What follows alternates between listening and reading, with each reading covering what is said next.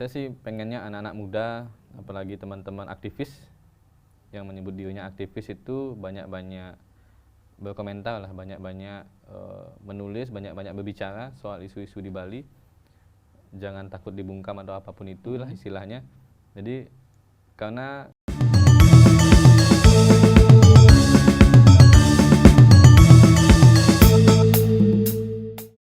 Semutan Gema Bali, salam jumpa. Kali ini kita sudah bersama seorang pemuda. Dia aktivis di Bali, pegiat literasi juga, nulis buku juga. Dia masih muda dan ini luar biasa kita bisa berbincang dengan beliau ini. Ini dia Bung Teddy ya. siap, Bung. Teddy Kris Primanata Putra. Teddy Kris Nata Putra. Oke. Emang agak sulit. Tidak sulit. Ya. Terima kasih sudah mampir di Gema Bali. Senang bisa diundang di Bali juga. Saya nonton di YouTube kan, sekarang bisa di sini kan, senang banget. Sering nonton di YouTube. Sering dong. Benar? Benar. Sudah subscribe banget. belum? Sudah. Sudah. Nanti bisa dicek di HP. Ya, sebentar di Gema Bali. Bung Teddy ya panggilannya ya. Bung Teddy ini nanti kita akan ngobrol-ngobrol sama Bung Teddy terkait literasi. Teman-teman pemuda di Bali itu seperti apa sih? Sama mungkin nanti beberapa pandangan-pandangan Bung Teddy terkait kepemudaan ataupun beberapa nanti isu-isu di Bali.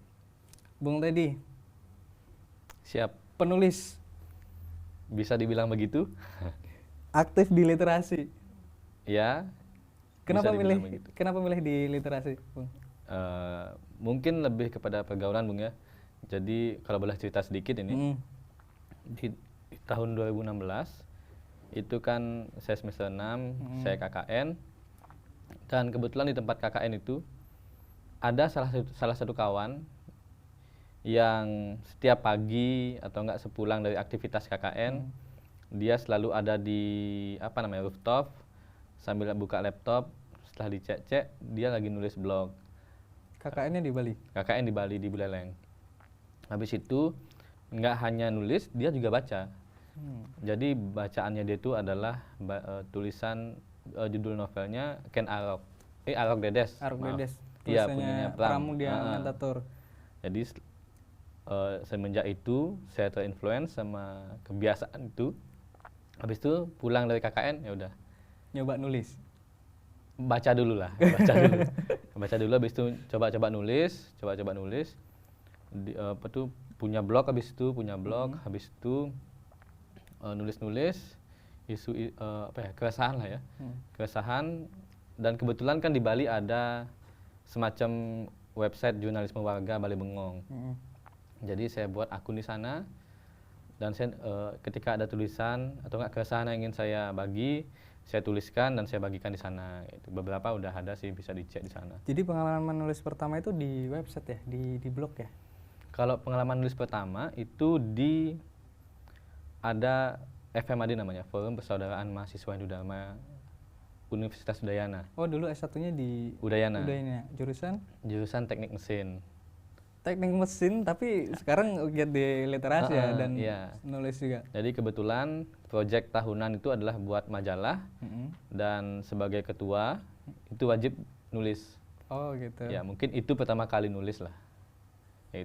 Jadi setelah baca tulisan itu tahun 2016. Sekarang baca tulisan itu udah agak mual-mual dikit.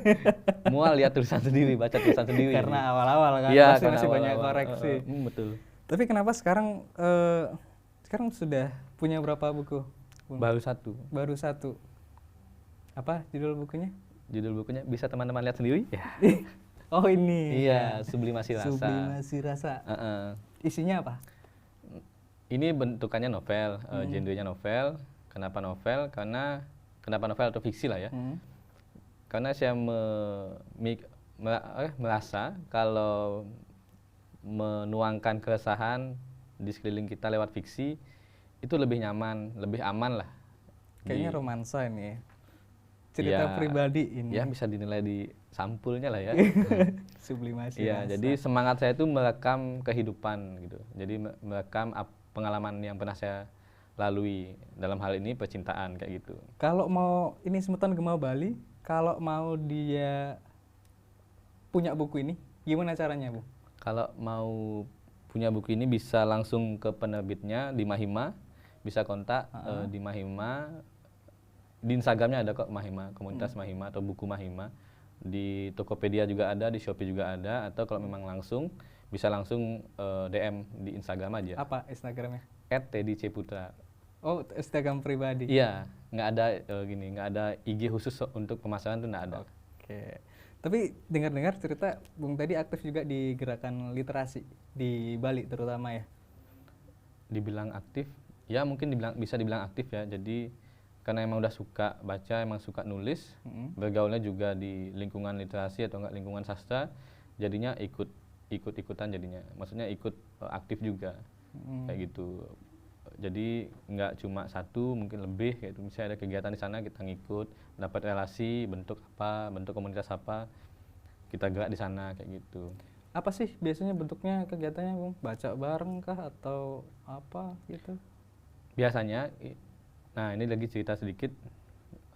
Saya dan teman-teman kebetulan aktif di satu komunitas Nalar Mahasiswa dan Pemuda atau Narmada Bali lah sekarang. Sekarang masih eksis. Kegiatan terakhir itu nobar. Nonton bareng filmnya Tariza Menpar, pokoknya film di India lah soal kritik pendidikan. Nah, sebelum pandemi kita sangat aktif baca buku bareng di Taman Kota Denpasar. Habis itu nonton bareng kalau ada momentum-momentum kayak peringatan Hari Kartini. Jadi kita nonton, kalau teman-teman tahu Taman Kota Denpasar di sebelah timur itu ada videotron besar. Jadi kita kerjasama dengan Pemkot, dalam hal ini Diskominfo. Jadi kita nonton bareng di sana dan antusiasmenya luar biasa. Oh, jadi kalau menurut Bung Teddy nih, buku apa ya kalau bisa dibilang sekarang ini kan zamannya digital. Pasti Semeton juga tahu hari ini semua serba digital gitu. Kita bisa baca buku di internet, nyari informasi di internet. Tapi masih ada loh ternyata ini teman-teman yang giat gitu, untuk mewacanakan soal literasi buku. Kalau menurut Bung Teddy di Bali soal literasi terutama teman-teman pemuda itu seperti apa, Bung? Kalau kebetulan karena lingkungan saya sastra, Bung ya, jadinya memang banyak minatnya ke buku-buku sastra, misalnya kayak buku esai sastra, buku puisi, novel, cerpen. Tapi kalau kita bilang anak muda di Bali, emang sangat beragam sih genre yang diminati. Misalnya kayak anak-anak muda yang generasi Z misalnya, itu mereka lebih suka buku-buku yang self improvement, motivasi diri, kayak bagaimana melawan rasa malas, bagaimana mengelola uang dan sebagainya. Oh, bukan motivasi untuk yang romantisme? Itu lebih ke novel-novel remaja jadinya, Bung. Kayak gitu. Jadi tapi kalau untuk tingkat minat baca nih, tingkat minat baca teman-teman pemuda yang di Bali seperti apa? Bisa dibilang cukup tinggi ya, cukup tinggi karena kita di Bali kan nggak gerak sendiri. Jadi banyak banget komunitas. Bahkan di Denpasar pun itu ketika sempat ramai-ramainya buku kiri itu di sweeping sama kelompok-kelompok masyarakat di Gramedia kah, di toko-toko buku lain. Jadi ada satu kelompok di Taman Baca Kesiman buat kegiatan tajuknya Dilarang Melarang. Jadi ternyata setelah dikumpulkan banyak banget itu komunitas literasi yang bergerak, entah itu perpustakaan jalanan, entah komunitas literasi semacam Narmada Bali. Jadi itu banyak banget, dan itu kita baru ngeh setelah ada kegiatan itu. Jadi memang kalau saya boleh berpendapat, memang kurangnya soal bagaimana manajemen teman-teman ini supaya bisa connect satu sama lain, sehingga gerakan itu bisa besar sekalinya gitu. Jadi masih geraknya sendiri-sendiri gitu ya? Iya, masih punya segmen sendiri-sendiri. Tapi ngomong-ngomong nih, Semeton Gema Bali perhatiin nggak frame? Oh iya. Oh iya itu benar. ternyata sama ya? Mirip kita sefrekuensi ini. Dan jamnya juga. Aduh, apa harus saya tutup ini jam saya ini supaya nggak kelihatan. Sama juga ya. Dan kan kita belinya di tempat yang kita sama. bukan endorse ya, ini memang kebetulan aja sama. Ya, kebetulan. Frame kaca sama, kacamatanya sama, Terus kemudian Tadi saya kepikiran pakai celana hitam tadi. celana hitam. Untung aja enggak. Untung aja enggak. Dikira kembar nanti gitu. Heeh. Bener. Tapi Bung ngomong mau ada buku selanjutnya nggak nih? Pasti. Karena apa? Karena di buku pertama ini saya sudah pasang di sampulnya itu Dwi Logi Rasa. Jadi ada sequelnya yang kedua kayak gitu. Jadi terusannya gitu ya? Iya, novel kedua. Jadi maunya sih akhir tahun ini ya, sebagai hadiah untuk diri sendiri saat ulang tahun gitu rencananya. Jadi saya menghadiahi diri sendiri gitu dengan terbitnya novel kedua. Novel kedua. Tapi Nih bocoran ya, mau terbit nih, udah sequelnya yang kedua, apa judulnya? Judulnya jangan dulu dong, jangan gitu, dulu. Oke, nanti tunggu di info selanjutnya dari akun-akunnya Bung Teddy, pantengin aja terus nanti. Tapi sebentar kembali pasti penasaran juga nih soal terkait literasi di Bali tadi seperti yang disampaikan oleh Bung Teddy bahwa sebenarnya minat teman-teman untuk membaca, terutama pemuda ya yang di Bali yang sekarang ini sudah tergerus atau kemudian banyak online, tapi ternyata masih banyak juga yang membaca buku hasil cetakan kan gitu. Kalau menurut Bung Teddy kira-kira nanti ke depan buku-buku yang di online kan itu akan menggerus nggak nih yang buku-buku yang sudah dicetak ini? Kalau saya pikir sih buku cetakan ini akan selalu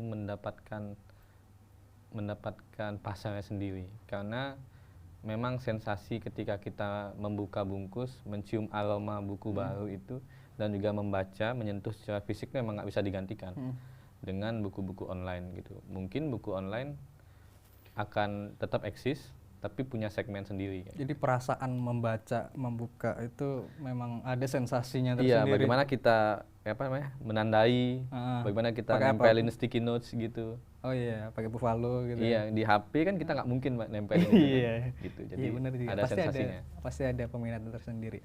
Nah, untuk pemerintah sendiri nih di Bali soal literasi, dukung nggak? Kalau pemerintah hari ini di Bali itu ada namanya Festival Bali Jani. Festival Bali Jani. Festival Bali Jani mungkin event budaya yang kedua setelah PKB lah besarnya. Jadi di setiap Festival Bali Jani itu selalu ada bursa buku. Jadi penerbit-penerbit yang ada di Bali itu dikumpulkan, diberikan ruang untuk membuka pameran lah istilahnya, membuka ruang diskusi di sana. Kayak gitu Festival Bali Jani. Terakhir tahun berapa ya? Tahun lalu kalau nggak salah, tahun lalu itu ada juga, cuman memang kemarin sangat beda konsepnya sama Festival Bali Jani yang pertama. Kalau yang pertama itu kan Festival Bali Jani itu pusat kegiatannya ada di Gedung Kesira Nawa. Jadi ketika di tahun itu ketika kita masuk, bursa buku sudah ada di kiri, jadi dekat dengan pusat keramaian. Tapi kemarin di tahun 2021 bursa buku itu diletakkan cukup jauh dari pusat keramaian dan konsepnya berbeda. Jadi kayak toko buku aja. Jadi penerbit itu diundang untuk memamerkan bukunya, tapi hanya memamerkan saja. Jadi ada orang yang di-hire oleh Pemprov untuk menjaga dan juga semacam dikasih list harga lah. List harga untuk menjaga siapa tahu ada yang beli kayak gitu. Kalau menurut Bung itu efektif nggak untuk kemudian membantu atau membumikan literasi, terutama yang di Bali ya? Karena kalau tadi Bung bilang ngundang penulisnya, itu berarti kan buku-buku yang mungkin diterbitkan atau yang ada di Bali atau umum yang memang dibumikan, dibagikan, bisa diakses oleh masyarakat luas gitu lewat festival itu tadi kan. Terus kemudian efektif nggak sih itu kalau untuk semisal literasi kepada semua masyarakat gitu? Kalau kita tahu sendiri kan kalau misalnya di Bali itu budayanya sangat menjadi menjadi sorotan lah, nomor satu lah, kental banget.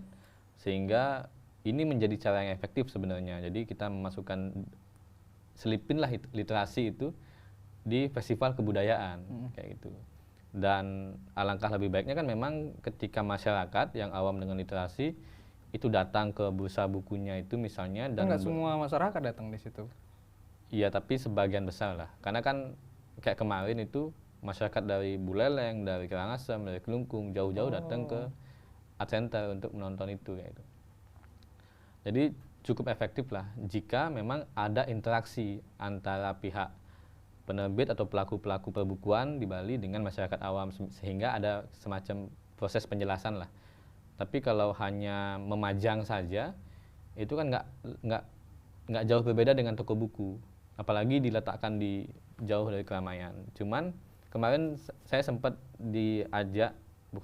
diminta untuk mewakilkan Mahima Institute untuk menghadiri kegiatan panggung literasi kalau nggak salah namanya, itu di kantor gubernur juga. Ya itu semacam Pemprov juga punya ketertarikan untuk memberikan ruang literasi di Bali, yaitu memperkenalkan lah kurang lebihnya gitu. Oke, jadi kalau bisa dibilang menurut Bung ini Pemprov punya perhatian lah. Iya, punya perhatian, tapi mesti lebih banyak lagi. Mesti lebih banyak, kurang ya. Iya, apalagi yang terakhir itu Festival Bali Jani yang ketiga kalau nggak salah, itu kan bursa bukunya diletakkan jauh dari pusat keramaian sehingga ya agak kurang gininya sorotannya masyarakat itu. Jadi harus lebih lagi gitu. Iya, betul. Meskipun sudah ada, tapi harus dilebihin. Semisal ya bagi buku lah, semisal untuk teman-teman ini gitu, misalnya ya. Boleh. Atau bikin boleh. Atau ajang-ajang yang memang nyatuin mereka yang khusus untuk lebih banyak lah ajang untuk literasi kayak. Khusus untuk literasi gitu ya. Oke. Bung Teddy seorang pemuda aktivis kan? Waduh, berat aktivis. Pecinta literasi saja. Pecinta literasi saja. Tapi dulu sering gabung sama teman-teman waktu mahasiswa ya. Sekarang sibuk apa, Bung? Sekarang nggak ada kesibukan, cuma lanjut kuliah aja. Oh, S2. S2 di Universitas Nasional. UNAS. Ambil jurusan apa, Bung? Jurusan Ilmu Politik. Nah ini ilmu politik ini. Pasti tahu nih. Kondisi Bali, Bung, sekarang ini pasca pandemi ini udah PPKM level 1 lagi. Mau menjelang G20 juga. Banyak agenda yang sudah masuk Bali, tapi sekarang PPKM ini belum sepenuhnya hilang gitu loh. Masih aja ada. Sementara kita teman-teman Semeton Gema Bali yang ada di Bali itu masih menunggu pariwisata untuk bangkit lagi. Kalau Bung Teddy, kondisi sekarang ini seperti apa di Bali? Dari kacamata ya aktivis, terus kemudian ini sekarang lagi pegiat literasi dan lagi fokus juga kuliah di politik kan? Iya. Jadi sebelumnya kan saya sempat nonton lah episode waktu sama Ajik Krishna. Krishna. Iya, jadi sesuai dengan apa yang dikatakan bahwa di Bali sudah mulai ramai. Sudah mulai ramai, pariwisata sudah mulai menggeliat. Jadi yang teman-teman pelaku pariwisata yang sebelumnya di kampung sudah mulai lagi ke Denpasar, ke Kabupaten Bandung untuk menyambung hidupnya. Jadi sekarang sudah hidup lah. Cuma sekarang kan bagaimana ledakan pariwisata apalagi ditambah G20 ini, bagaimana dibarengi dengan perbaikan infrastruktur kayak gitu. Karena kan G20 mengundang banyak negara lah, negara luar. Iya, malu ya kalau macet ya. Dan malu macet jalan bolong. Ini kan Bali ini merepresentasikan negara gitu, Indonesia gitu. Jadi itu sih kalau bisa infrastruktur yang di dekat-dekat perhelatan G20 itu diperbaiki. Nggak cuma di sana sih, yang di pelosok-pelosok juga sih kalau bisa. Di pelosok? Di pelosok-pelosok kan. Kampungnya di mana? Saya kampung nggak di pelosok sih. Masih akses jalan mulus lah ya. Akses masih mudah. Jadi yang diomongin yang di pelosok itu yang bukan di kampungnya lah ya. Bukan di kampung saya. Jadi nggak enak. Ada lagi nggak untuk ini Semeton Gema Bali terkait isu Bali hari ini yang menurut Bung Teddy yang perlu dibenahi? Ya kalau di Bali, kalau kita ngomongin isu di Bali sangat banyak ya sebenarnya, nggak cukup satu episode. Bung Wiki. Jadi saya sih pengennya anak-anak muda, apalagi teman-teman aktivis yang menyebut dirinya aktivis itu banyak-banyak berkomentar lah, banyak-banyak menulis, banyak-banyak berbicara soal isu-isu di Bali. Jangan takut dibungkam atau apapun itulah istilahnya. Jadi karena Bali ketika kita masa bodoh sama isu-isu di Bali, apalagi ada semacam hal-hal yang melenceng yang kita lihat, yaitu kita perlu luruskan, yaitu kita punya anak muda punya ya, gitu. Kalau kata Tan Malaka kan idealisme adalah harta terakhir dari pemuda, kayak gitu. Oke. Ya, jadi jangan sampai harta terakhir ini kita malah buang gitu. Itu sih yang ingin saya sampaikan buat teman-teman anak muda yang ada di Bali, sehingga Bali ini ke depan kan kita juga yang bakal mengarahkan gitu. Mengelola. Kita juga yang mengelola Bali ke depan mungkin 10-20 tahun mendatang gitu. Iya. Indonesia Emas 2045. Jadi untuk menyiapkan ke sana generasi muda Hindu khususnya di Bali itu tadi harus nulis tuh katanya, baca, nulis. Betul. Dan tidak acuh dengan kondisi di sekitar kita gitu. Sekali lagi motivasi untuk teman-teman yang supaya bisa dan mau nulis. Untuk mau nulis, temukan minatmu, pertajam sisi empatimu, dan jangan simpan sendiri. Setidaknya tuliskan di status Facebookmu lah. Itu aja. Ya. Setidaknya di status Facebook. Betul. Pasti semuanya punya akun media sosial. Jadi dimulai dari setidaknya di tulisan di akun media sosial masing-masing. Luar biasa sekali. Oke, Semeton Gema Bali. Itu tadi diskusi kita dengan Bung Teddy, luar biasa sekali ya. Dan banyak hal yang bisa kita ambil dari sana. Sekali lagi terima kasih Bung. Siap. Terima kasih Bung Riki. Sudah mampir, nanti kapan-kapan kita diskusi lagi. Siap. Pasti. Di luar, kalau nggak di sini kita ngopi di luar. Siap. Ya, Semeton Gema Bali.